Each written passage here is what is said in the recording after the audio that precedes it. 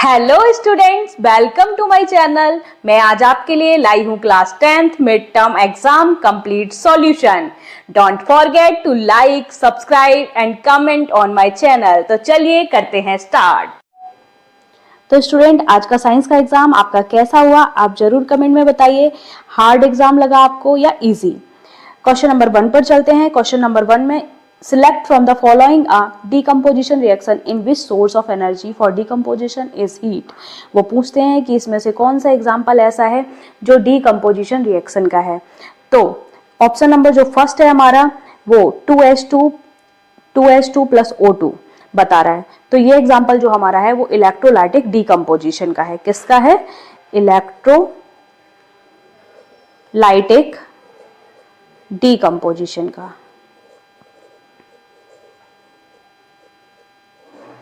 And student, option number जो B है हमारा वो हमारा फोटोलाइटिक डिकम्पोजिशन का है। प्लस ऑप्शन नंबर जो सी है हमारा वो डिस्प्लेसमेंट रिएक्शन है। तो इसलिए ऑप्शन नंबर डी हमारा राइट आंसर हो जाता है।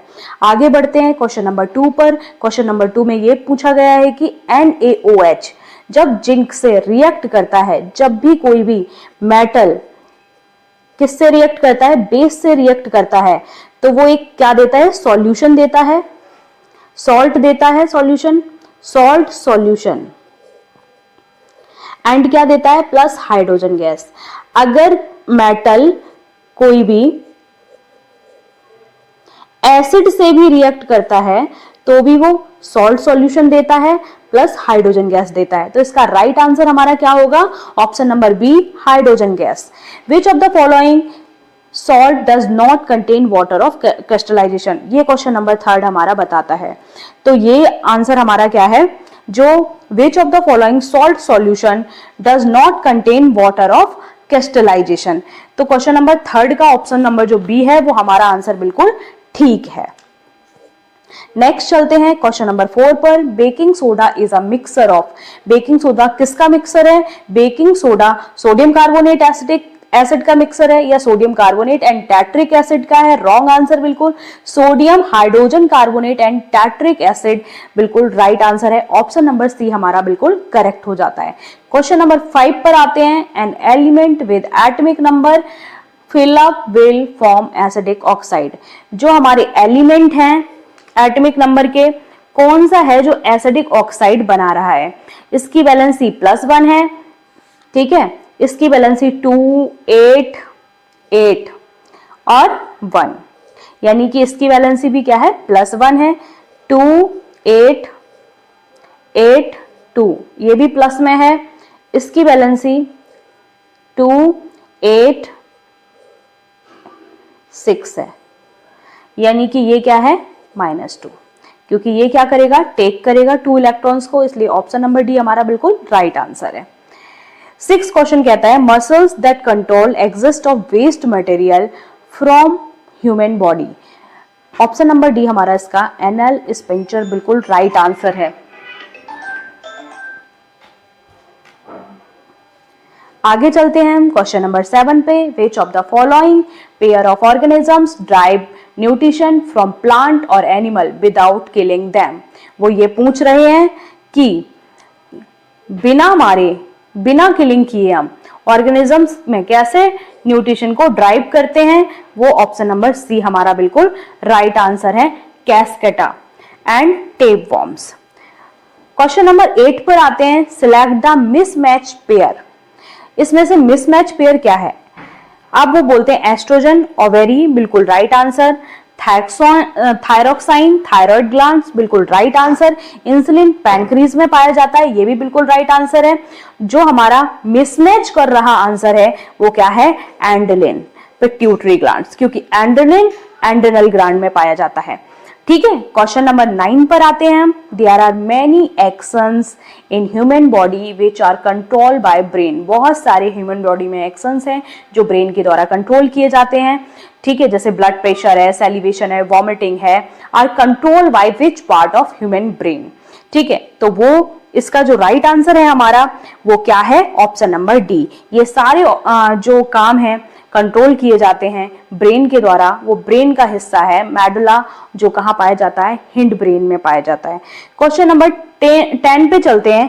क्वेश्चन नंबर 10 हमारा ये कहता है कि the growth of pollen tube toward the ovule is the example of, जो हमारे ओव्यूल के टुवार्ड्स ग्रोथ हो रही है उसको हम क्या कहेंगे, तो इसको कहेंगे हम केमोटोपिज्म।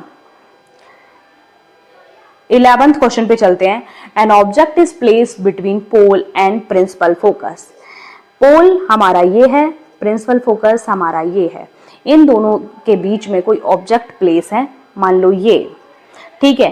तो वो कॉनकेव मिरर पर जो पोजीशन होगी, नेचर होगी और साइज होगी इमेज की, वो क्या होगी, तो option see behind the mirror बनेगा, इनलार्ज बनेगा, प्लस वर्चुअल और इरेक्ट बनेगा।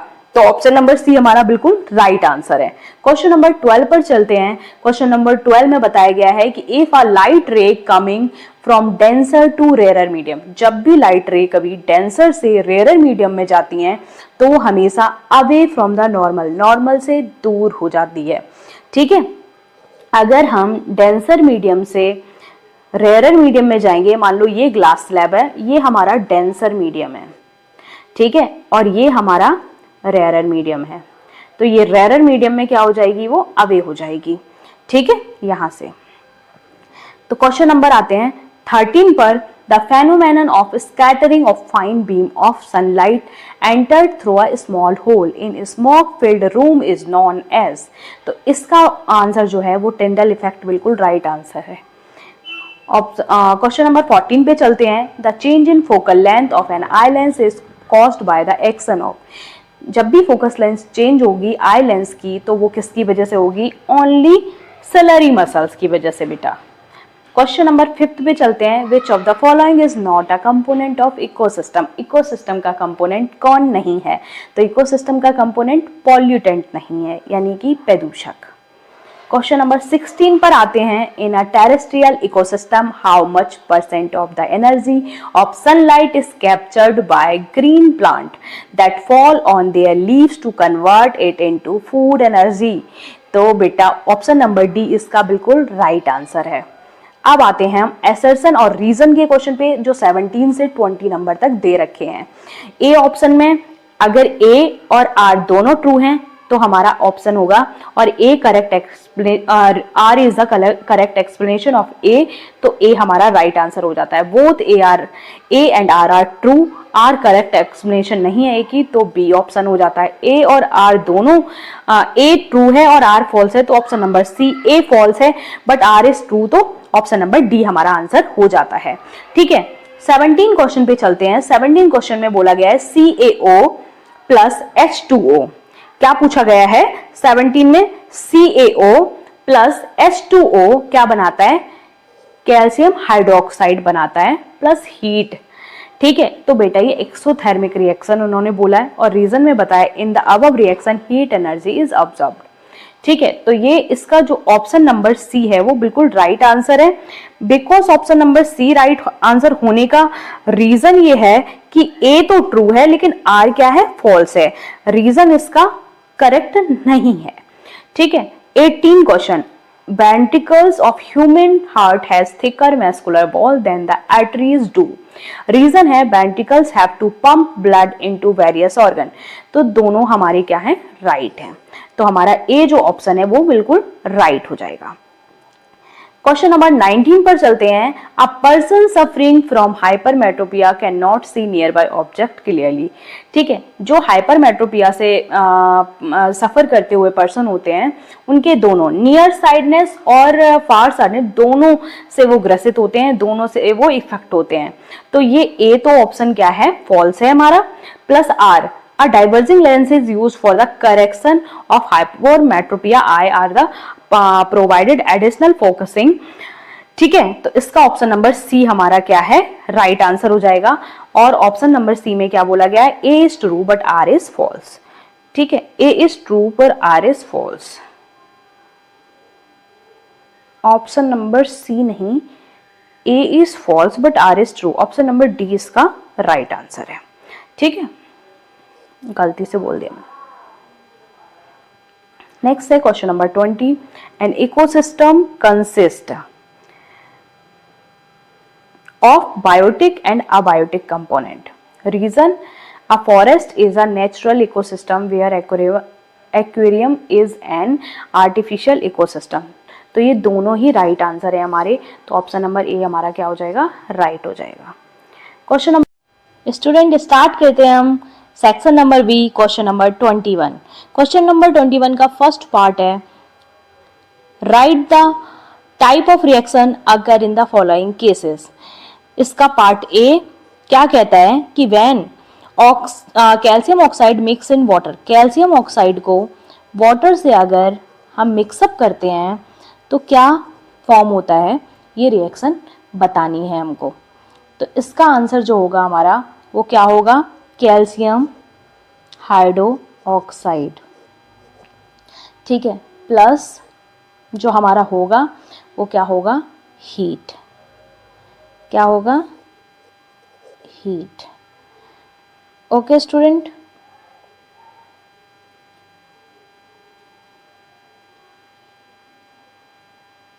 अब इसमें पूछा गया है कि ये रिएक्शन कौन सी है, तो ये है कॉम्बिनेशन रिएक्शन,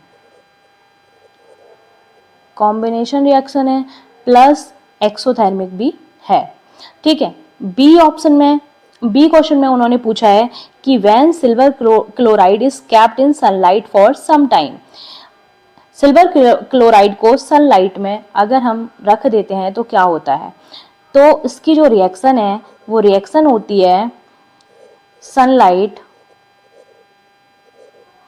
ठीक है, 2Ag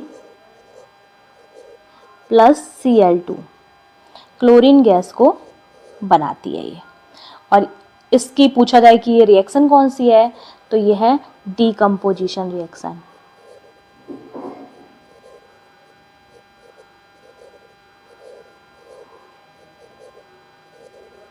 okay.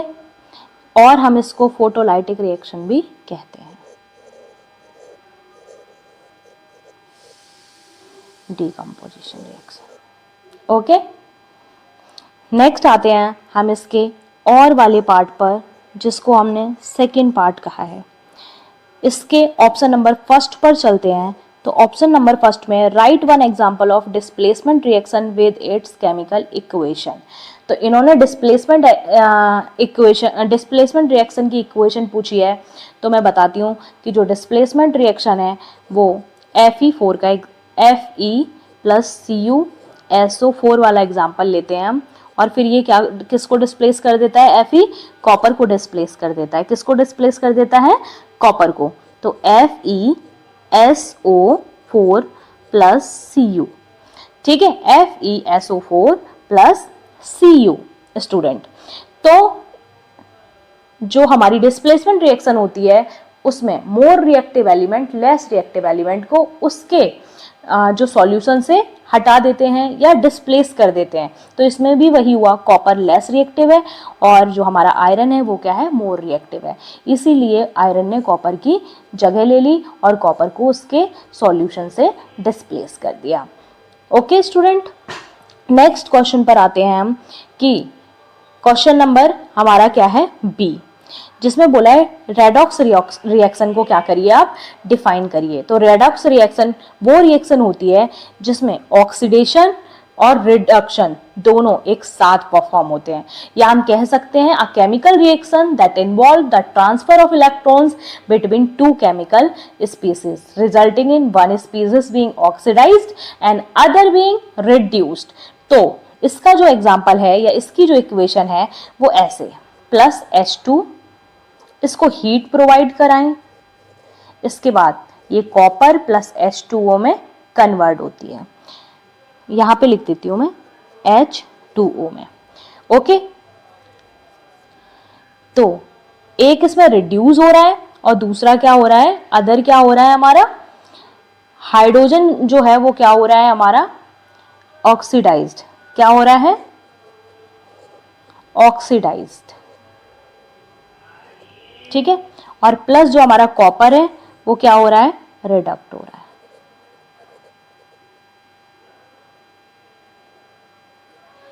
Okay, next question पे चलते हैं, क्वेश्चन नंबर 22 पे। A substance x is white powder. उन्होंने बताया है कि एक्स सब्सटेंस क्या है, एक वाइट पाउडर है। क्वेश्चन नंबर हम लेते हैं कौन सा, 22। A substance X is a white powder on a mixing with water changes to hard solid mass. Y containing two molecules of water of crystallization. Identify X and Y. तो जो X है हमारा और जो हमारा Y है वो क्या है, इन्होंने ये पूछा है सबसे पहले। तो X जो हमारा है वो क्या है, calcium sulphate hemihydrate. Okay student, then Y हमारा जो है वो है calcium sulphate 2 molecule H2। Then इन्होंने बोला है कि right the chemical equation when X is mixed with water.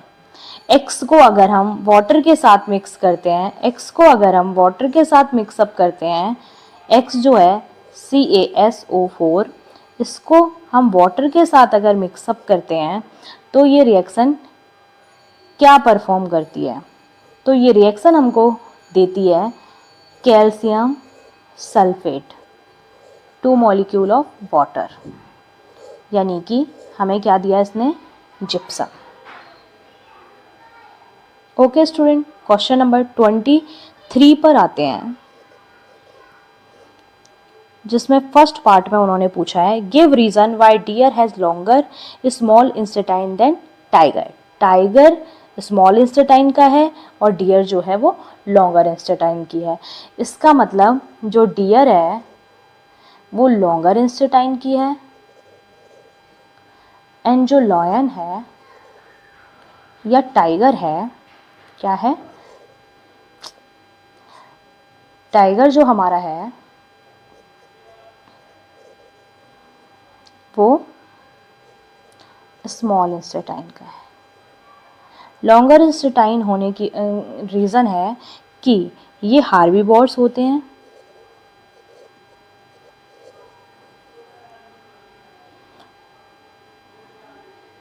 ये ईट करते हैं किसको, प्लांट्स को, ईट प्लांट्स बेस्ड फूड। इसीलिए इनकी इंस्टेटाइन जो होती है वो लंबी होती है, क्योंकि जो ग्रीन प्लांट्स होते हैं या प्लांट्स होते हैं उसमें क्या होता है, that are high in cellulose. तो जब सेलुलोज हाई होता है तो ये क्या करता है, डाइजेस्ट करने में लंबा टाइम लेता है। टाइम लेने की वजह से इसकी जो इंस्टेटाइन है वो लॉन्गर होती है, जबकि ये क्या करते हैं, फ्लैश को ईट करते हैं। तो फ्लैश जो होता है वो आसानी से डाइजेस्ट हो जाता है। तो फ्लैश आसानी से डाइजेस्ट होने की वजह से इनकी जो इंस्टेटाइन है वो क्या है, स्मॉल है। समझ आए स्टूडेंट? नेक्स्ट क्वेश्चन पर चलते हैं। क्वेश्चन नंबर 23 का second part, why there is no carbon dioxide released from plant during day. The rate of photosynthesis is faster than the rate of respiration. Okay, student ये बोलते हैं दिन में जो फोटोसिंथेसिस है उसकी रेट क्या होती है, फास्टर होती है, और उसे कार्बन डाइऑक्साइड बहुत ज़्यादा मात्रा में चाहिए होती है, क्योंकि फूड मेक करते हैं ये लोग। तो फूड मेकिंग की वजह से दिन में जो कार्बन डाइऑक्साइड है वो रिलीज नहीं करते हैं ये, ठीक है। नेक्स्ट क्वेश्चन पर आते हैं हम, क्वेश्चन नंबर 24 पर। क्वेश्चन नंबर 24 में इन्होंने पूछा है कि प्रमोट सेल डिवीजन, जो सेल डिवीजन को प्रमोट करता है वो कौन सा प्लांट हार्मोन है। तो प्लांट हार्मोन कौन सा है, साइटोकाइनिन। नेक्स्ट पूछा है इन्होंने इनहेबिट ग्रोथ, तो एब्सिसिक एसिड की वजह से इनहेबिटिक ग्रोथ होती है एसिड। नेक्स्ट इन्होंने पूछा है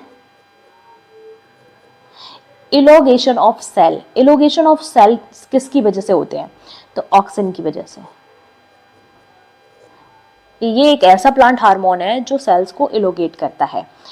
और ऑप्शन नंबर हम फोर्थ पर आते हैं, क्वेश्चन नंबर 4 पर आते हैं, और उसमें ये पूछा गया है जो स्टेम है उसकी ग्रोथ ग्रोथ करने में हेल्प कौन करता है? तो वो प्लांट हार्मोन जो है, जो हेल्प करता है ग्रोथ करने में, वो है जिब्रेलिन।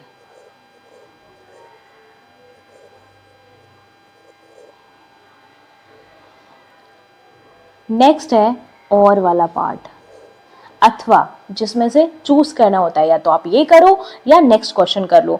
तो उसके सेकेंड पार्ट में ये बताया गया है कि ए, अब ये हमारे दे रखे हैं, नेम्स दे रखे हैं 7 चैप्टर के, कि 7 चैप्टर या कंट्रोल एंड कोऑर्डिनेशन के, कि पार्ट्स बताइए ये काम कौन सा पार्ट्स करता है ब्रेन का। तो बीटिंग ऑफ हार्ट, हार्ट को, हार्ट बीटिंग का काम कौन करता है? तो हार्ट बीटिंग का काम कौन करता है? मेडुला। ये एक इनवॉलंटरी एक्शन है, ठीक है, अनैच्छिक क्रिया है, जो ये अपने आप होती हैं, जो अपने आप क्रियाएं होती हैं उनको इनवॉलंटरी एक्शंस कहते हैं। और ऐसे एक्शंस मेडुला और मिड ब्रेन के कुछ के द्वारा क्या किए जाते हैं? परफॉर्म किए जाते हैं।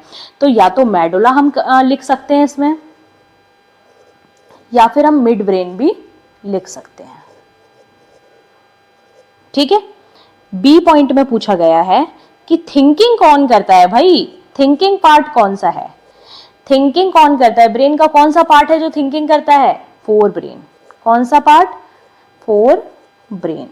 तो स्टूडेंट ध्यान रखना, थिंकिंग, सोचने वाला पार्ट काम कौन करता है? Fore brain. हिंदी में इसको क्या कहते हैं? अग्र मस्तिष्क। नेक्स्ट है मेंटेन पोस्चर एंड बैलेंस, यानी कि हमारी जो स्थिति है, बॉडी है, शारीरिक स्थिति है या संतुलन है, उसको कौन बनाए रखता है? कौन बनाए रखता है? हिंड ब्रेन का एक पार्ट है और उसका नाम क्या है? सेरिबेलम। क्या है? सेरिबेलम, जो हमारी पूरा पोस्चर और बैलेंस मेंटेन करके रखता है बॉडी का। डी पार्ट पर आते हैं हम। डी पार्ट में पूछा है उन्होंने, ब्लड प्रेशर कौन कंट्रोल करके रखता है? तो ब्लड प्रेशर कौन कंट्रोल करके रखता है भाई? ब्लड प्रेशर मेडुला ही कंट्रोल करता है, क्योंकि ये भी एक क्या है? इनवॉलंटरी एक्शन है। क्या है? इनवॉलंटरी एक्शन है। आया समझ स्टूडेंट?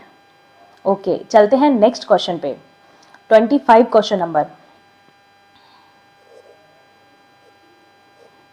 क्वेश्चन नंबर 25 क्या कहता है कि how does myopia defect arise, mention 2 reason, कि कैसे जो है मायोपिया डिफेक्ट होती है, या कौन से रीजन्स हैं जो मायोपिया के डिफेक्ट करते हैं, वो 2 रीजन बताइए। तो जो आई बॉल है हमारी,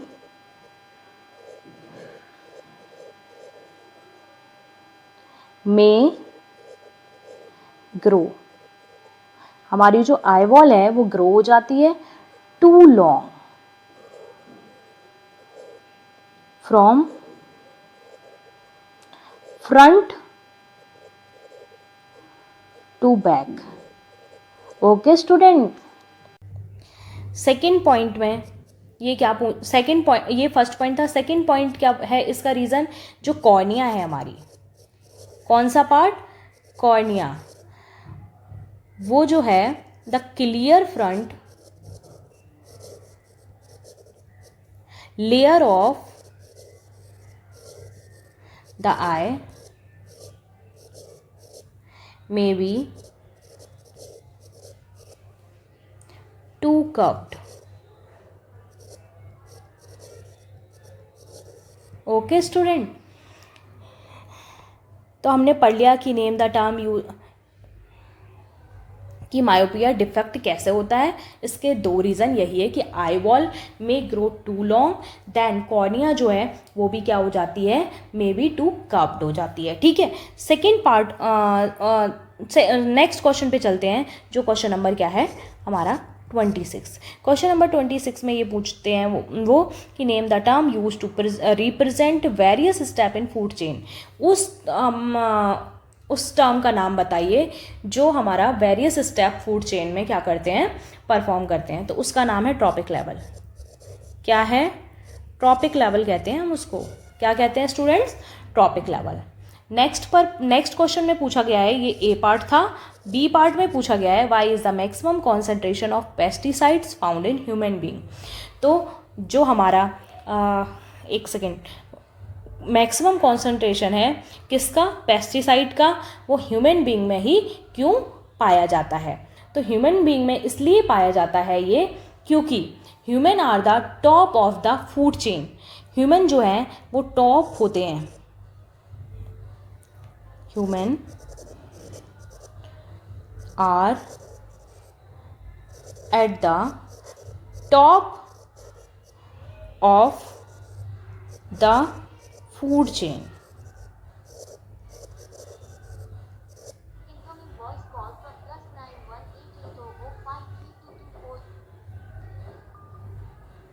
food chain and due